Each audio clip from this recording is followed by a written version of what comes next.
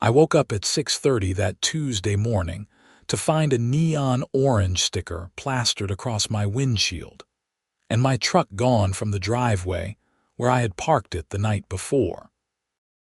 Standing there in my worn PT shorts and Marine Corps t-shirt, I stared at the empty space where my Ford F-150 should have been, confusion rapidly turning to anger. The sticker on the ground, blown off by the morning wind, declared in bold letters that my vehicle had been towed for violation of HOA parking regulations. I picked it up, my hands shaking slightly, not from the morning chill but from the rage building in my chest. I am Jackson Oliver, 34 years old, and I spent 8 years in the Marine Corps before an IED in Helmand Province sent me home with a Purple Heart, a medical discharge, and enough metal in my left leg to set off airport detectors for the rest of my life. I had moved to Riverside Meadows, a neighborhood in Scottsdale, Arizona, 6 months ago, looking for peace and quiet after years of chaos. The HOA seemed like a minor inconvenience at the time, something I could deal with for the sake of having a nice place to recover and rebuild my life. The house I rented was a modest 3-bedroom on Saguaro Drive. Nothing fancy, but it suited my needs. What I had not told anyone in the neighborhood, what nobody seemed to know or care about, was that I was not just another tenant. My grandfather, James Oliver Sr., had owned significant property in this area since the 1960s, long before Riverside Meadows became the cookie-cutter HOA community it was today. When he passed 2 years ago, I inherited his estate, which included mineral rights, land parcels, and easements that covered roughly half of what was now this pristine suburban development. But that morning, standing in my driveway with a tow notice in hand and no truck, I was not thinking about property rights or inheritance. I was thinking about how I was supposed to get to my physical therapy appointment at the VA hospital in Phoenix, a 30-mile drive that I absolutely could not miss. I limped back into the house, my leg already aching from standing too long without moving, and grabbed my phone. The tow company number on the sticker connected me to a bored-sounding woman who confirmed that yes, they had my truck, and yes, I would need to pay $375 to get it back, plus a daily storage fee if I did not pick it up within 24 hours. Why was it towed? I asked, keeping my voice level despite wanting to shout. HOA complaint. You will need to contact your homeowners association about the specifics. I hung up and immediately dialed the HOA management office. It was barely 7 in the morning, but according to their website they opened at 6 for resident convenience. A chipper voice answered after 3 rings. Riverside Meadows HOA, this is Patricia speaking. How may I help you? This is Jackson Oliver, 2847 Saguaro Drive. My truck was towed from my driveway this morning. I need to know why.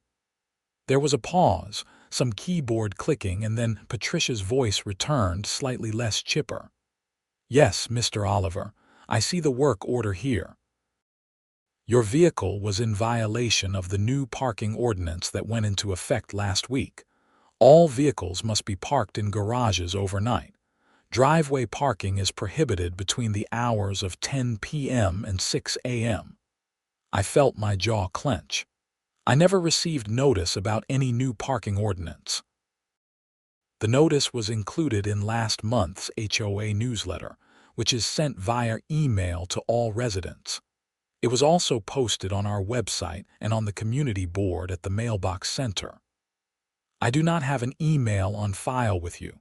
I just moved in 6 months ago and nobody ever asked for one. And I have not seen anything posted anywhere. Patricia's tone became slightly defensive. The property owner is responsible for ensuring their contact information is current with the HOA.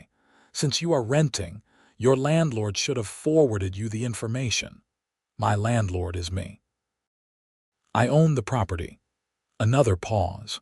I show the property owner as Oliver Estate Trust. Is that you?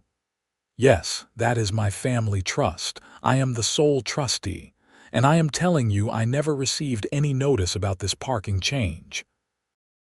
Well, Mr. Oliver, regardless of whether you received notice, the ordinance is now in effect and enforceable. If you would like to dispute the tow, you will need to submit a written complaint to the HOA board and attend the next meeting, which is scheduled for 3 weeks from now. 3 weeks. I nearly laughed at the absurdity. I need my truck today. I have a medical appointment at the VA hospital that I cannot miss. I understand, but the HOA does not have the authority to release vehicles that have been legally towed. You will need to contact the tow company and pay the release fee. This is insane. I parked in my own driveway. The driveway is part of the property governed by the HOA covenants, conditions, and restrictions. I am sorry for the inconvenience, but the rules apply to all residents equally.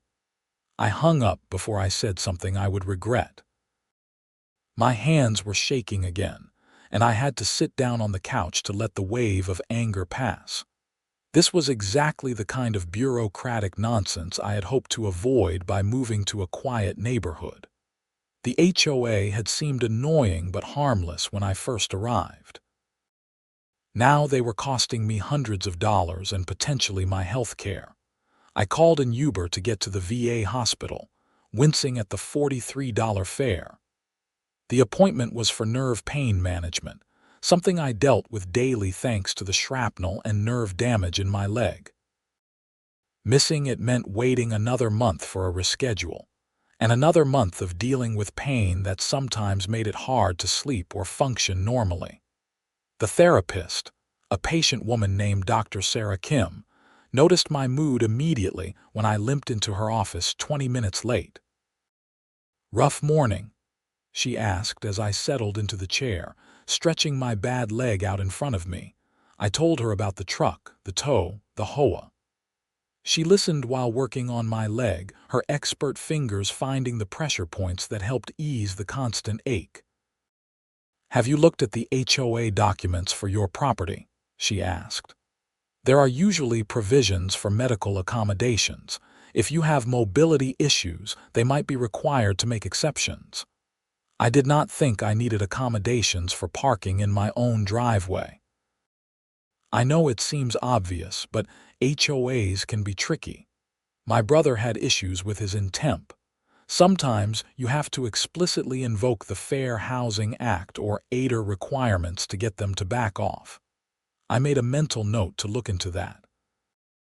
After the appointment, I took another expensive Uber ride to the tow yard, a dusty lot on the outskirts of Scottsdale surrounded by chain-link fence and razor wire.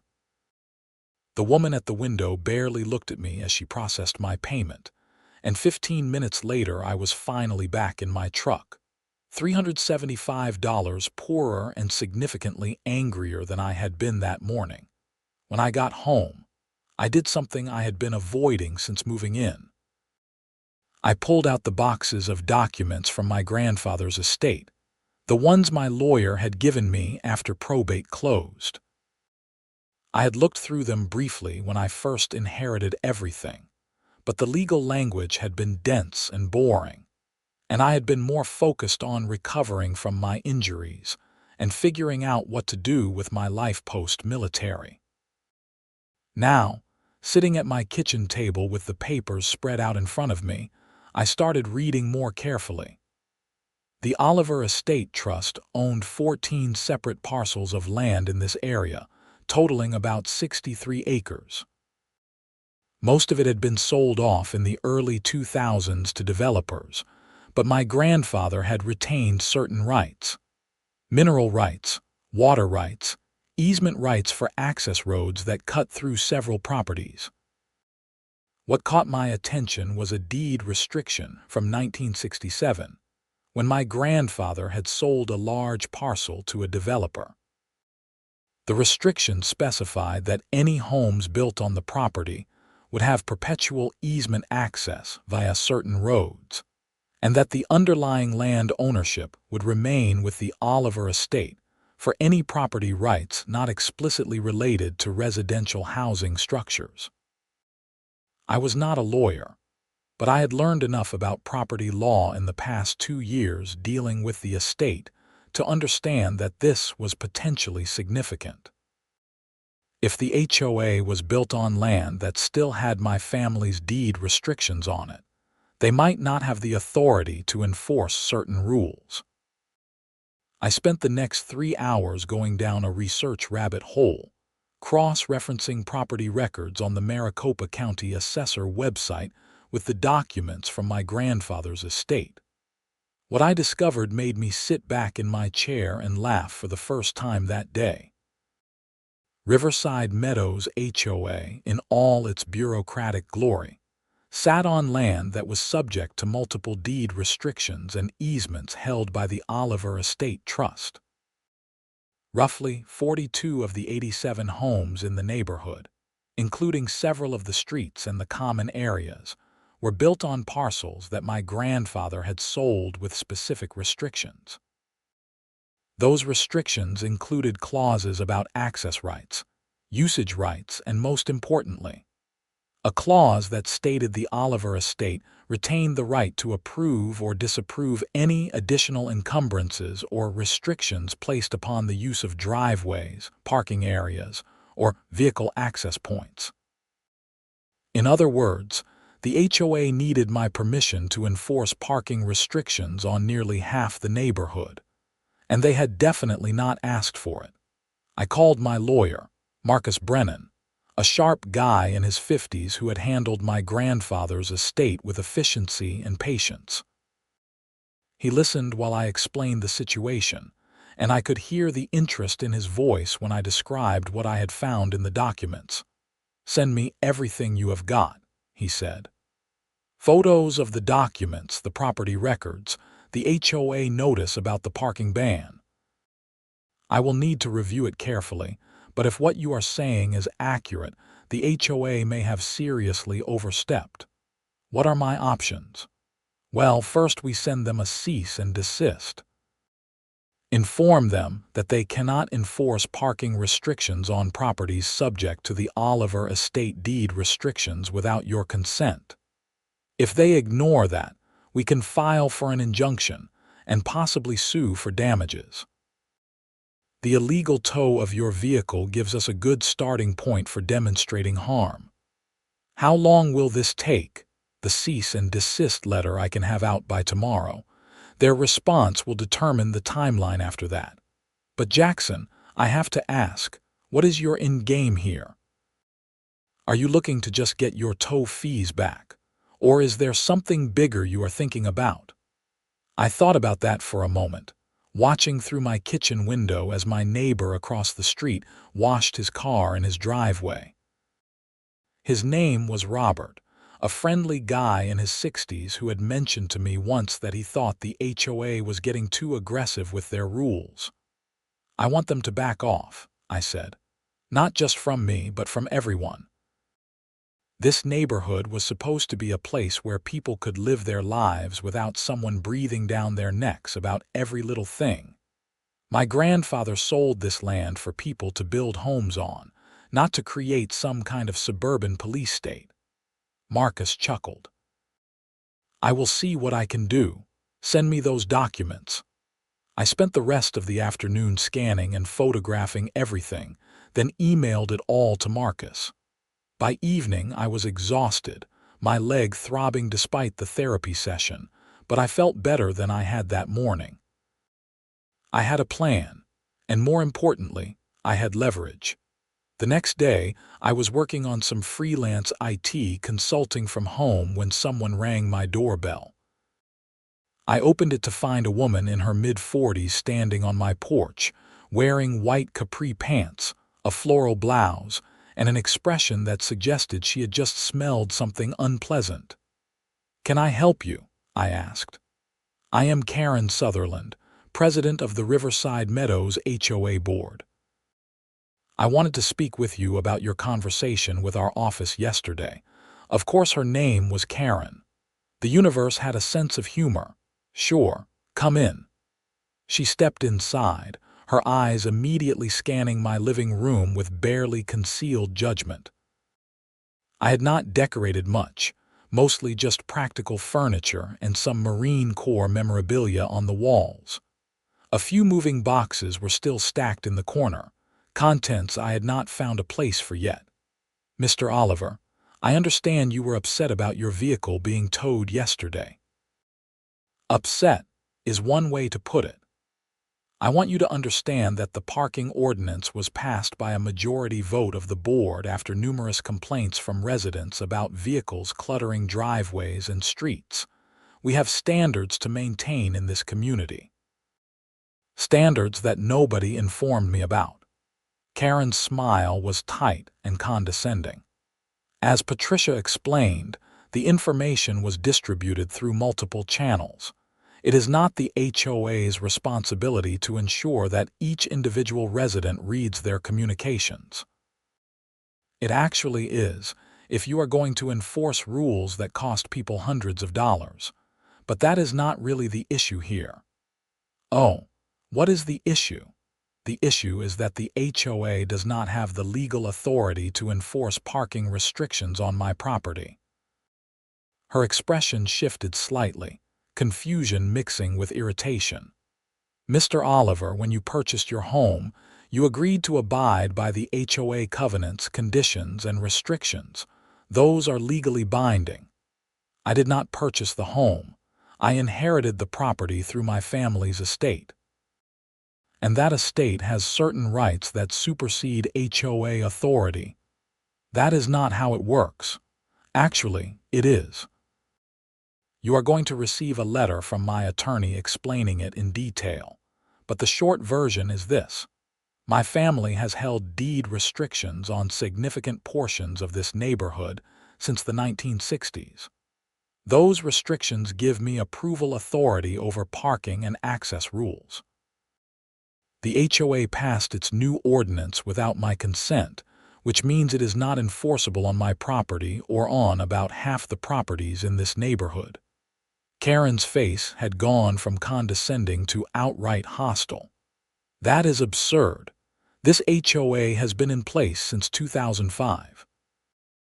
Any deed restrictions from before that time would have been addressed during the formation of the HOA. You would think so, but they were not. I have the documents to prove it, and my attorney is reviewing everything now. So I would suggest you talk to the HOA's lawyer before this goes any further. She stood up abruptly. "Mr. Oliver, I do not know what you think you are trying to accomplish here, but I assure you the HOA will not be intimidated by baseless legal threats. We have a responsibility to all the residents of this community to maintain standards and enforce rules fairly." "Then you should have thought of that before you towed my truck illegally." Karen left without another word, and I watched through the window as she walked stiffly to her Mercedes SUV parked on the street. She sat in the driver's seat for a moment, phone pressed to her ear, gesturing animatedly. Probably calling an emergency board meeting. 2 days later, I received a formal response from the HOA.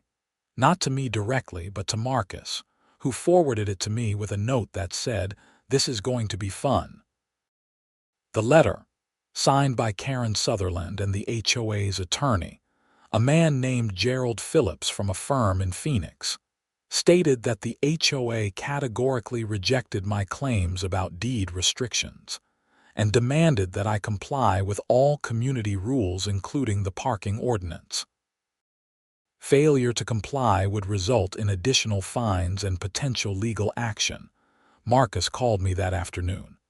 "They are bluffing. I reviewed everything you sent me and also pulled some additional records from the county. Your grandfather's deed restrictions are rock solid.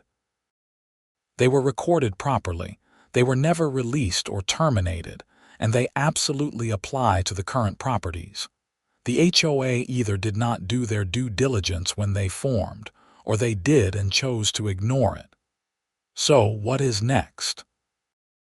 I am drafting a more detailed cease and desist, and I am also going to file a complaint in Superior Court for the illegal tow.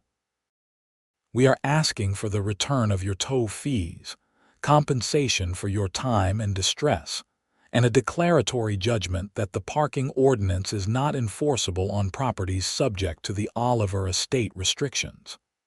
How much is this going to cost me? I will be honest, it could get expensive if they fight it.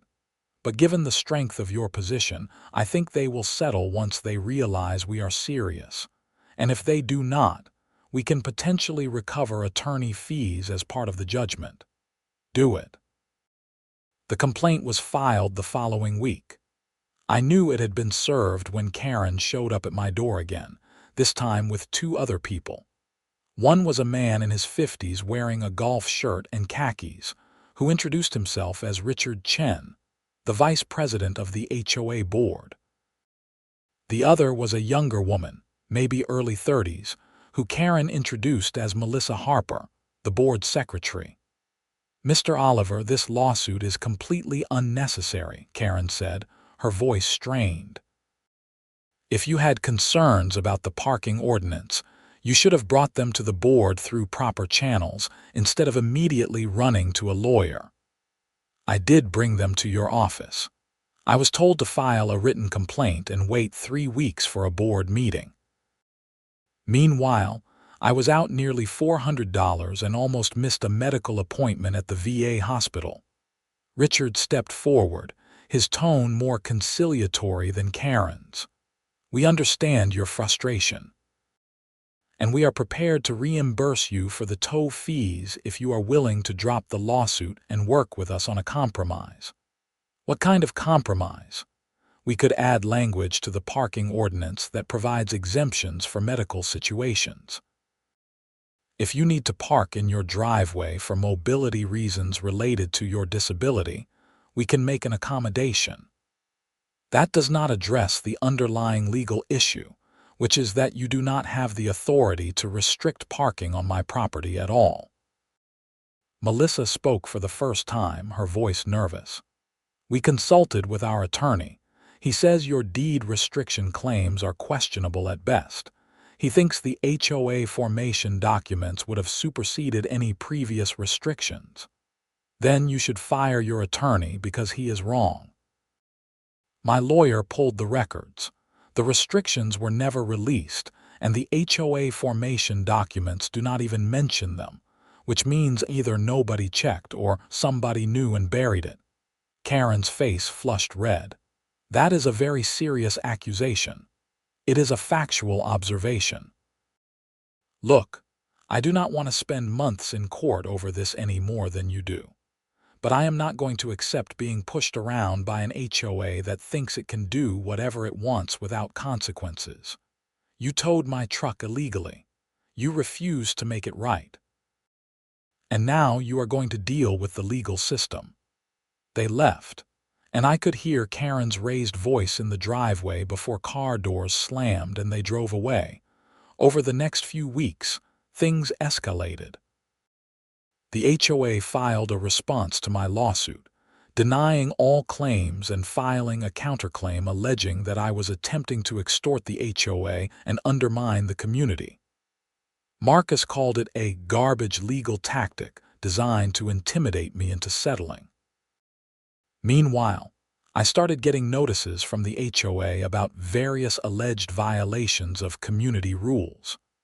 My grass was too long, they claimed, despite me having mowed it 3 days before.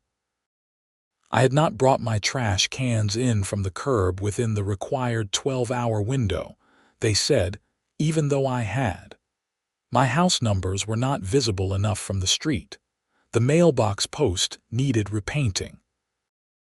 Every violation came with a $50 fine, and a warning that continued non-compliance would result in further penalties up to and including liens against the property. Marcus told me to document everything. Take photos, keep records of when I did yard work, when I brought in trash cans, everything.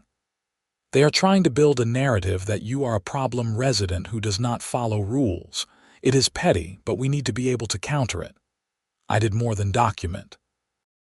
I started talking to my neighbors. Robert, the guy across the street, was sympathetic and frustrated with the HOA himself. He mentioned that several other residents had been complaining about the parking ordinance, including a family 3 houses down who had a teenage daughter with a car and nowhere to park it, since their garage was full of storage. I walked down to meet them, introducing myself to Linda and Thomas Daniels and their daughter Sophie. They were happy to talk, and Linda especially was fired up about the HOA. "They are out of control," she said. "Sophie has to park on the street now, and last week she got a notice that her car had been in the same spot for more than 48 hours, which apparently violates some rule about street parking. Where is she supposed to park? We only have a 2-car garage and we have 3 cars." "They towed my truck from my own driveway," I said. "I am actually suing them over it." Thomas's eyes widened. "Seriously, how is that going, still early in the process?" But I found out that the HOA might not even have the legal authority to enforce some of their rules, at least not on older properties. My family has deed restrictions that cover a lot of the neighborhood. We talked for almost an hour, and by the end of it, Linda asked if I would be willing to come to the next HOA meeting and speak about what I had discovered. Apparently, several residents had been discussing trying to vote out the current board members at the next election, but they needed someone to rally around. I agreed, though I was not sure how much good it would do. The next meeting was 2 weeks away, and I suspected Karen would do everything possible to limit my speaking time or shut me down entirely. In the meantime, discovery started in the lawsuit. Marcus served the HOA with requests for all documents related to the formation of the HOA, the passage of the parking ordinance, and any communications about my property specifically. The HOA's attorney pushed back, claiming the requests were overly broad and burdensome. "That is standard," Marcus explained. "They will fight everything, but the judge will order them to produce the documents. What I am really curious about is whether they have anything in their files about the deed restrictions. If they knew and ignored it, that is going to look very bad for them." The HOA meeting was held in the community center, a small building near the neighborhood entrance that the HOA used for events and gatherings. I arrived 15 minutes early and found the room already filling up. Robert waved me over to a seat he had saved, and I noticed Linda and Thomas were there as well, along with at least 30 other residents. Karen sat at a table at the front of the room, along with Richard and Melissa. There were 2 other board members I had not met before. Karen looked tense and kept glancing at the crowd with what looked like apprehension. The meeting started with typical HOA business: budget discussions, updates on landscaping contracts, a debate about whether to replace the community entrance sign. I sat quietly, waiting for the open forum portion of the meeting where residents could speak. Finally, Karen announced that they would take comments from residents, but each person would be limited to 3 minutes, and all comments had to be relevant to HOA business. I raised my hand and Karen's expression soured. "Mr. Oliver." I stood up, acutely aware of everyone watching me. "Thank you. I want to talk about the parking ordinance that was passed last month. I think a lot of residents were not properly informed about it, and I think it is causing unnecessary problems for people in this neighborhood." "The parking ordinance was properly noticed and passed by the board," Karen interrupted. "If you have specific concerns, you can submit them in writing." "I am raising them now, during the open forum, which is the appropriate place. My specific concern is that the HOA does not have the legal authority to enforce parking restrictions on many properties in this neighborhood, including mine." My family holds deed restrictions that predate the HOA and supersede its authority on these matters. There was murmuring in the crowd. Richard leaned over to whisper something to Karen. "That is a legal matter being addressed through the courts," Karen said. "It is not appropriate to discuss it here." Actually, it is entirely appropriate. These deed restrictions affect roughly half the homes in Riverside Meadows. Residents have a right to know that the HOA may be enforcing rules it does not have the authority to enforce. "Mr. Oliver, your 3 minutes are up. I have been speaking for 90 seconds. You are out of order. Please sit down." Robert stood up. "I would like to hear more about this." "Jack, what exactly are these deed restrictions?" Karen raised her voice. "Mr. Oliver is involved in active litigation against the HOA. It is inappropriate for him to use this meeting as a platform for his lawsuit. We are moving on to the next speaker." But other people were standing now, several calling out questions. Linda spoke loudly enough to be heard over the noise. "If the HOA is enforcing illegal rules, we have a right to know about it. Let him speak." "This meeting is being conducted according to Robert's Rules of Order," Karen said, her face red. "I am the chair, and I am ruling Mr. Oliver's comments out of order. The next speaker is Frank Wilson regarding the community pool rules." I sat down, frustrated but not surprised. Karen was clearly not going to let me say anything that might undermine the board's authority. But the damage was done. People were talking, pulling out phones, whispering to each other. The rest of the meeting was a wash, with residents barely paying attention to the other business being discussed. After the meeting, I was surrounded by neighbors wanting to know more. I spent 45 minutes explaining what I had found, showing some of them copies of the deed restrictions on my phone, and answering questions about the lawsuit. By the time I left, at least a dozen residents had asked me to send them information, and several had expressed interest in joining the lawsuit or filing their own complaints. 2 days later, Marcus called with news. The HOA's attorney reached out. They want to discuss settlement. "What are they offering?" "They will reimburse your tow fees plus $1,000 for your trouble, and they will amend the parking ordinance to exempt your property. In exchange, you drop the lawsuit and sign an agreement not to pursue further legal action against the HOA." That does not help anyone else in the neighborhood, and it does not address the fundamental issue, which is that they are enforcing rules they do not have authority to enforce. I told them that. They are not budging yet, but this is just the opening offer. What is your counter? I thought about it. I want them to rescind the parking ordinance entirely, and I want a full audit of all the deed restrictions on properties in the neighborhood, with a clear acknowledgement of which properties are subject to Oliver estate restrictions, and what that means for HOA authority. And I want my attorney fees covered. That is going to be expensive for them. Then they should not have illegally towed my truck. Marcus presented the counter-offer. The HOA rejected it. Discovery continued, and as documents started coming in, Marcus began to sound more excited. "They knew," he said during one of our calls.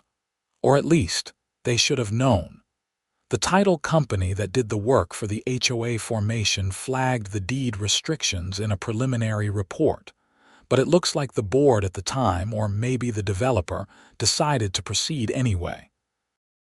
There is a memo in the files from 2005 that basically says they were going to assume the restrictions were outdated and unenforceable unless someone challenged them.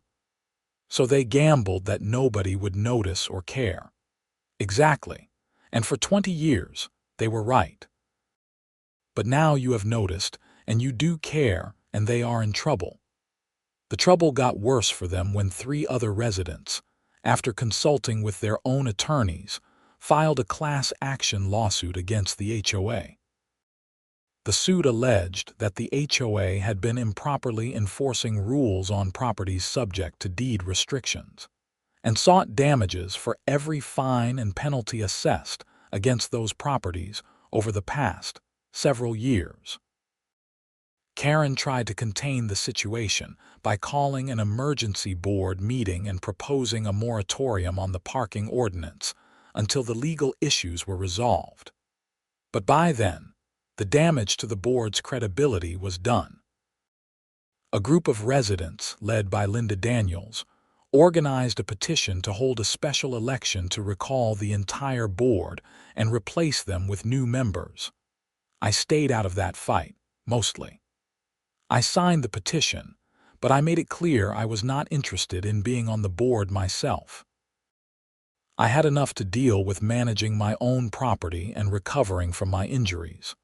But I supported the effort, and I provided information to residents who asked about the deed restrictions and what they meant.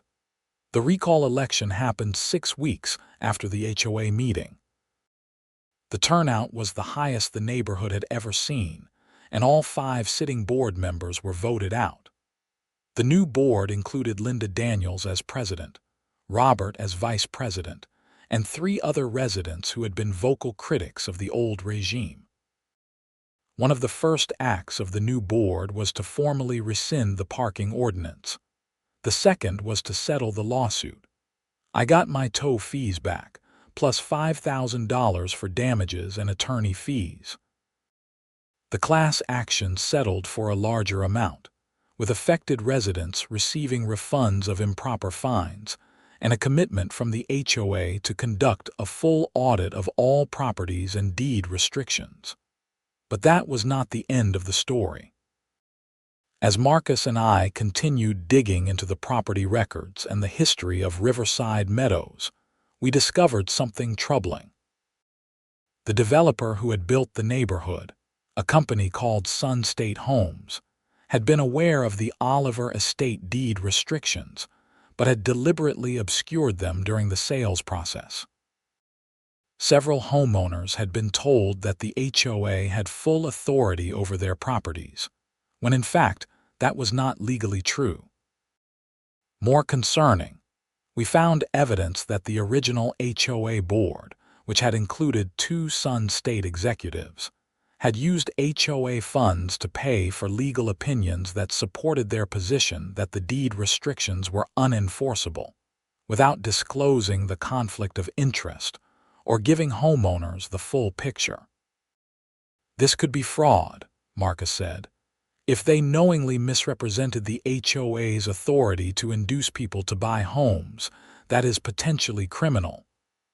I was not sure I wanted to open that can of worms. The new board was making good faith efforts to fix things, and most of the people involved with Sun State were long gone. But there was one person who was not gone, Gerald Phillips, the attorney who had been representing the HOA.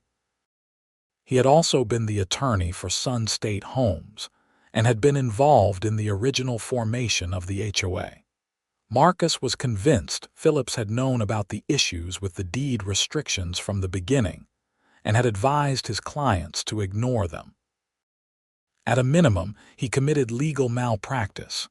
At worst, he was part of a conspiracy to defraud homeowners. I talked it over with Linda and the new board. They were conflicted. Pursuing Phillips could mean more legal fees and more conflict, but it could also mean accountability and potentially recovering money for the HOA that had been spent on improper legal fees over the years. In the end, the board voted to file a complaint with the State Bar of Arizona against Phillips, alleging ethical violations and malpractice.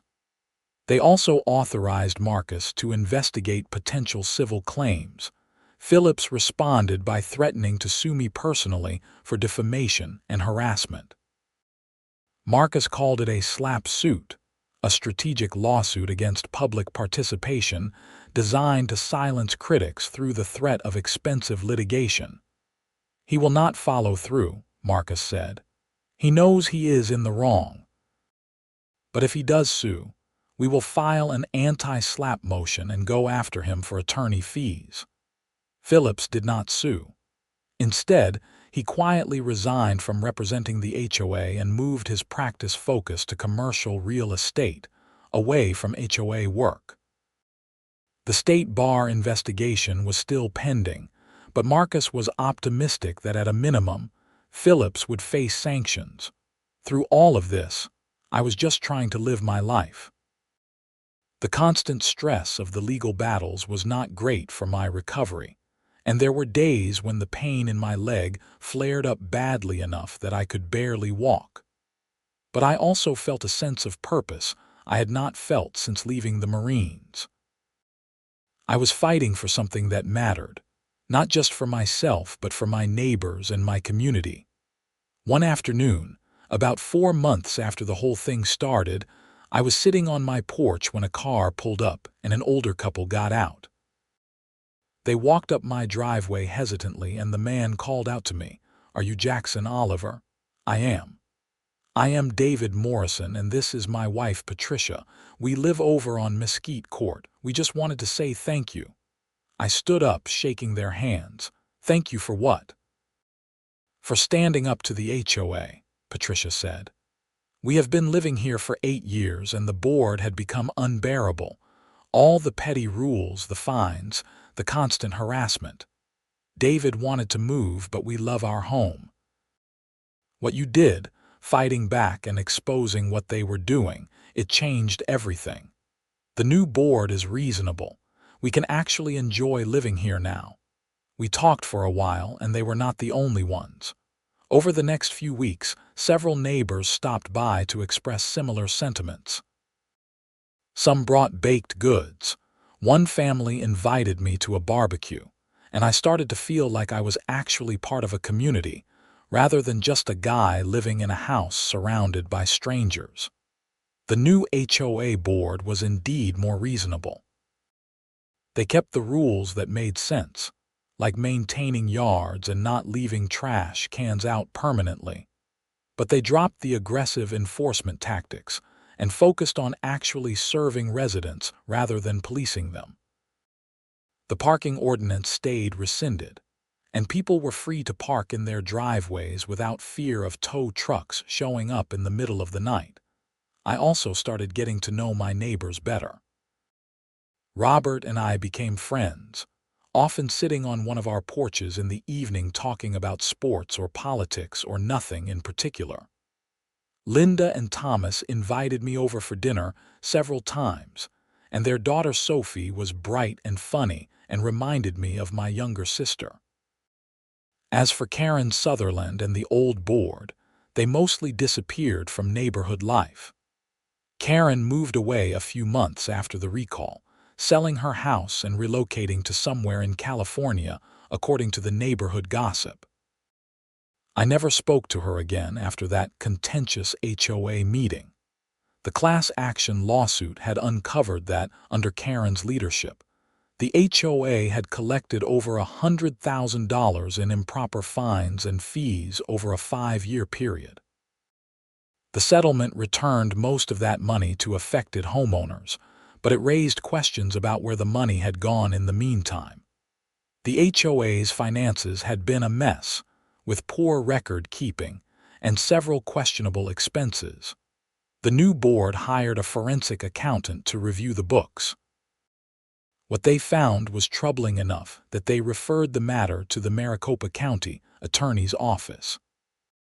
Karen and 2 other former board members had apparently been using HOA funds for personal expenses, including paying for landscaping at their own homes, covering country club membership fees, and even taking what they called board retreats to resorts in Sedona and Tucson.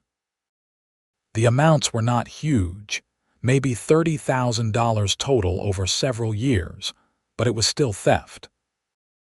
The county attorney's office opened an investigation, and about 8 months after my truck had been towed, Karen Sutherland was arrested and charged with 3 counts of theft and 1 count of fraudulent schemes. I found out about it when Linda called me, her voice excited. "Jack, Turn on the news. Channel 12. I switched on the TV and there was Karen's booking photo, along with a story about HOA board members being charged with embezzlement. The reporter interviewed the county attorney, who explained that while HOA fraud was not uncommon, it was often difficult to prosecute because residents did not realize what was happening or did not want to go through the legal process. This case came to light because residents of Riverside Meadows started asking questions and demanding accountability, the county attorney said. It is a good reminder that HOA boards have a fiduciary duty to the homeowners they serve, and when they violate that duty, there are consequences. Karen ended up pleading guilty to reduced charges and was sentenced to probation, restitution, and community service. She had to pay back the money she had taken, plus penalties. It was not prison time, but it was public humiliation and a criminal record, and I suspected that was punishment enough for someone like her who cared deeply about appearances and status. The other 2 board members who had been involved took plea deals as well. Richard Chen, the former vice president, turned out to have been mostly unaware of what Karen was doing. He had signed off on things without really paying attention, which was negligent but not criminal. He was not charged, but he did issue a public apology to the neighborhood. Through all of this, the deed restriction issue got resolved in a way that satisfied everyone. The audit revealed that 41 properties in Riverside Meadows were subject to Oliver estate deed restrictions. The new HOA board worked with Marcus to draft a formal agreement that acknowledged those restrictions and clarified what it meant in practical terms. Basically, the HOA could still enforce reasonable rules about property maintenance and aesthetic standards, but they could not restrict parking, vehicle access, or use of driveways on affected properties without my approval. The agreement also included a provision that any future changes to HOA rules that affected those areas would require consultation with the Oliver Estate Trust. I agreed to give blanket approval for most reasonable HOA functions, but I retained veto power over anything that seemed overreaching or abusive. It was a compromise that protected homeowners while still allowing the HOA to function effectively. As for the lawsuit against Gerald Phillips, that dragged on longer. The state bar investigation resulted in a formal reprimand and a requirement that he take additional ethics training. The civil suit for malpractice was settled confidentially, but Marcus told me the HOA received a significant payment that helped rebuild their reserves after the financial mismanagement of the previous board. By the time everything was finally resolved, it had been over a year since my truck had been towed. I had learned more about property law, HOA governance, and neighborhood politics than I ever wanted to know. I had also learned something about standing up for what was right, even when it was difficult and stressful and expensive. My leg was doing better too. The physical therapy had helped, and I had found a pain management routine that worked most of the time. I was sleeping better, which made everything else easier. I had even started dating someone, a teacher named Angela I met at a coffee shop near the VA hospital. She was patient with my issues, both physical and mental, and she made me laugh. One evening, almost 18 months after the whole thing started, I was sitting on my porch with Robert and a few other neighbors, drinking beer and watching the sunset. Someone brought up the parking ban and the whole crazy series of events that had followed. "You know what I think about sometimes," Robert said. "What if you had not been here? What if it had been someone else they towed, someone who did not have the resources or the knowledge to fight back? They would have gotten away with it," Linda said. She had walked over to join us, bringing a plate of cookies. Karen and her crew would still be running things, making everyone miserable and stealing from the HOA. "I do not think I did anything special," I said. "I just got mad and refused to accept being pushed around." "That is exactly what made it special," Robert replied. "Most people would have just paid the fee and moved on. You fought back, and you kept fighting even when it would have been easier to take their settlement offers and walk away." I thought about that. He was probably right. There had been multiple points where I could have taken the money and let things go back to how they were. But something about the whole situation had bothered me on a fundamental level. It was not just about the truck or the money. It was about the principle that people in positions of power, even small power like an HOA board, should not be able to abuse that power without consequences. "You know what the Marines taught me," I said. "They taught me that you do not leave people behind, and you do not let injustice stand when you have the power to do something about it." Maybe that sounds dramatic for an HOA dispute, but it is the same principle. Karen and her board were hurting people, taking advantage of folks who just wanted to live quietly in their homes. Somebody had to say no. "Well, we are glad it was you," Linda said. "The neighborhood was a different place now. The new board was competent and fair. The rules were reasonable and enforced with common sense rather than rigid authoritarianism. People actually seemed to like living in Riverside Meadows, rather than feeling like they were constantly under surveillance. As for me, I had found an unexpected home. I had come to Arizona looking for peace and quiet, a place to recover and figure out what came next after the military. What I found was a community, a purpose, and a reminder that fighting for what is right does not end just because you take off the uniform. I still had the documents from my grandfather's estate, carefully filed away in case they were ever needed again. But I hoped they would not be. The Oliver estate deed restrictions were now a matter of public record, properly acknowledged and incorporated into the HOA's governing documents. Future boards would know the limitations on their authority, and future residents would know their rights. Sometimes I thought about my grandfather, James Oliver Sr., who had owned this land 60 years ago when it was still desert and farms. He had sold most of it off, but he had been careful to retain certain rights, to protect future uses of the land that he thought were important. I do not know if he ever imagined that those deed restrictions would end up being used the way I used them, but I like to think he would have approved. One afternoon, Marcus called me about something unrelated to the HOA mess. He had been contacted by a developer interested in purchasing some of the mineral rights the Oliver estate still held on properties outside of Riverside Meadows. "It could be significant money," he said. "The developer thinks there might be valuable aggregate deposits suitable for construction materials. They want to negotiate a lease or purchase agreement." "How much money are we talking about?" "Potentially 6 figures, maybe more depending on what surveys show." "Are you interested?" I thought about it. The money would be nice, certainly.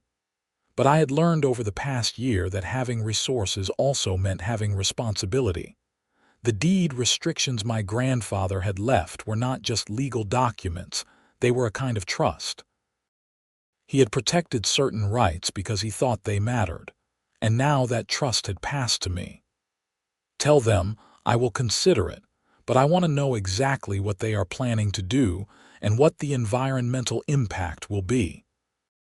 And I want community input if it is going to affect anyone in the area." Marcus laughed. "You sound like a politician." "I sound like someone who learned the hard way what happens when people make decisions that affect a community without talking to the community first." The developer ended up being legitimate. Their plans were reasonable and environmentally sound. And after several months of negotiation, I signed an agreement that brought in enough money to make a real difference in my life. I used some of it to make improvements to my house, some to invest for the future, and some to donate to veterans organizations and charities that helped disabled vets. I also set up a small scholarship fund for kids from Riverside Meadows who wanted to pursue college or vocational training. It was not a huge amount, but it could help a few students each year, and it felt like a good way to give back to the community that had become my home. Sophie Daniels was actually one of the first recipients. She was planning to study engineering at Arizona State, and the scholarship helped cover some of her expenses. Her parents were grateful, but I told them it was the least I could do after everything we had all been through together. Life settled into a comfortable routine.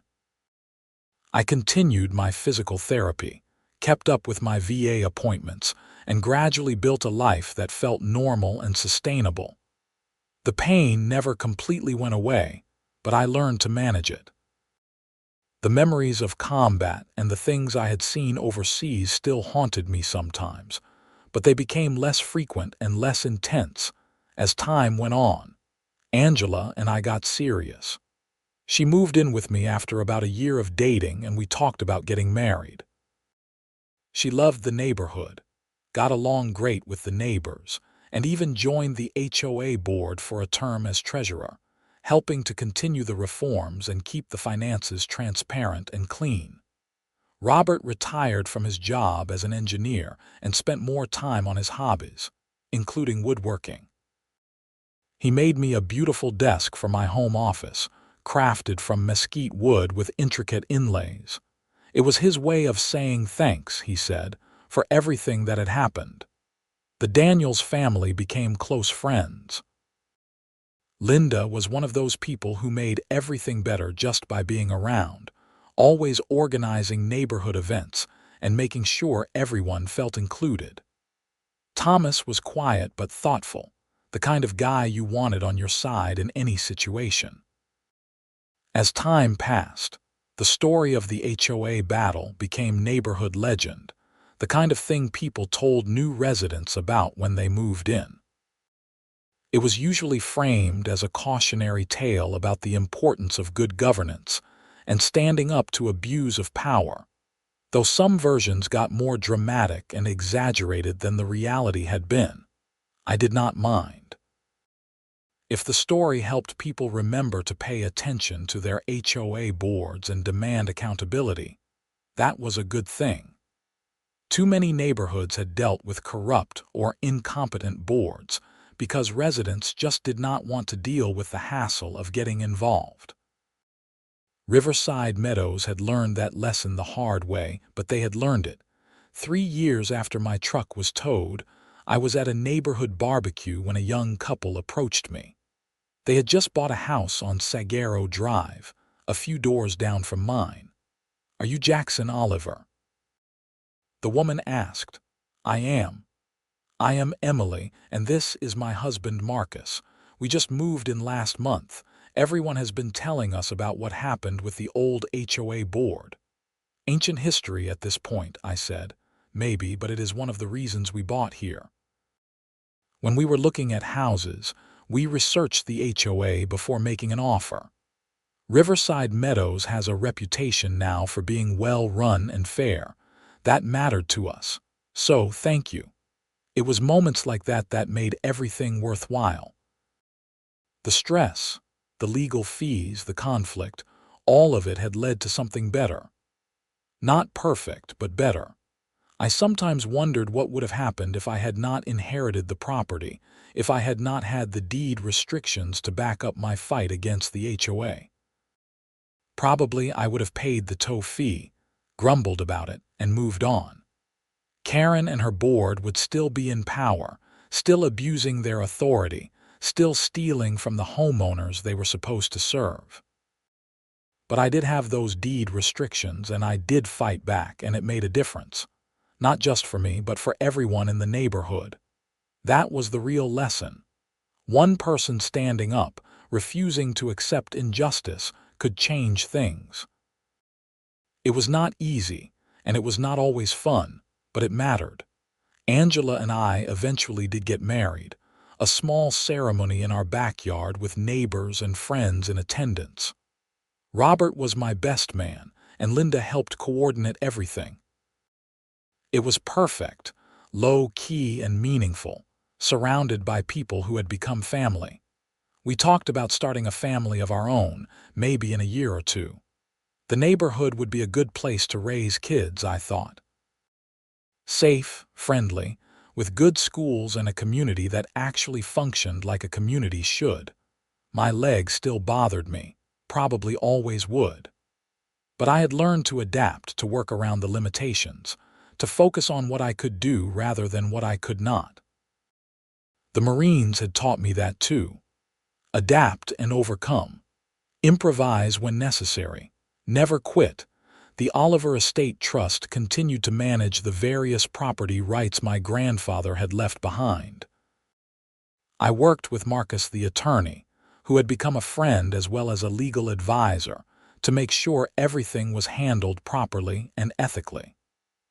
The deed restrictions remained in place, a quiet protection for property owners against potential future abuse by HOA boards or other entities. I hoped those protections would never be needed again.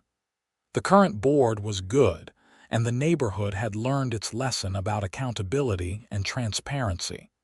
But it was good to know the safeguards existed, just in case. One evening, sitting on my porch watching the Arizona sunset paint the sky in shades of orange and purple, I thought about how strange life could be. A year and a half ago, I had woken up to find my truck towed and had been angry enough to fight back. That decision had led to lawsuits, criminal investigations, board recalls, and ultimately a complete transformation of how Riverside Meadows was governed. It had also led to friendships, community, purpose, and a sense of home I had not expected to find. All because someone had towed my truck and I had refused to just accept it. Angela came out and sat next to me, handing me a cold beer. "What are you thinking about? How lucky I am. Because of your grandfather's deed restrictions." "No. Because I ended up here in this place, with these people. The deed restrictions were just pieces of paper. What mattered was the community that came together when it was needed." She leaned against me, and we sat in comfortable silence as the sun dipped below the horizon. Somewhere down the street, kids were playing, their laughter carrying on the evening breeze. A neighbor was grilling, the smell of barbecue mixing with the scent of desert flowers blooming in the landscaping. This was home. Not just the house, but the neighborhood, the people, the life we had built here. And it was worth fighting for. The HOA story became part of who I was, but it did not define me. I was still a veteran, still dealing with the aftermath of war and injury. I was a husband now, hopefully a father someday soon.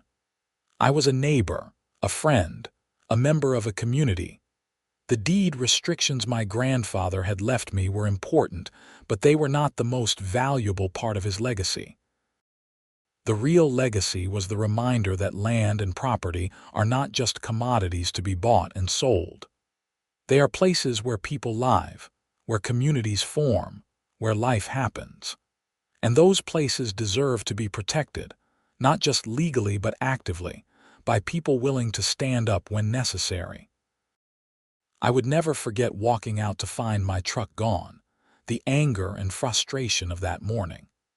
But I also would never forget the moment when the new HOA board took over, when neighbors came together to demand better, when justice actually prevailed over petty tyranny. Those moments, more than any legal document or property deed, were what made Riverside Meadows worth calling home.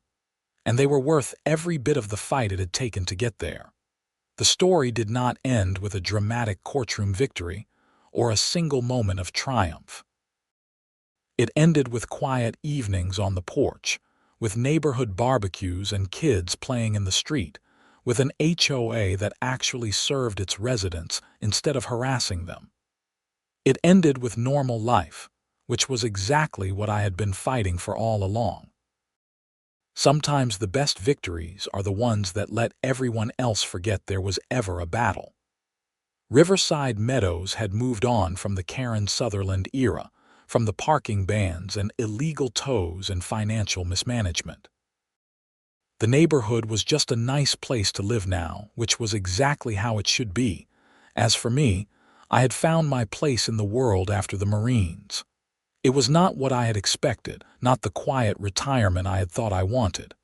But it was good, maybe better than I deserved.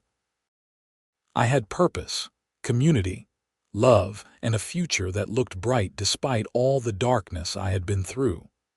And I had the satisfaction of knowing that when someone tried to push me around, when petty tyrants thought they could use their small power to make my life difficult, I had pushed back.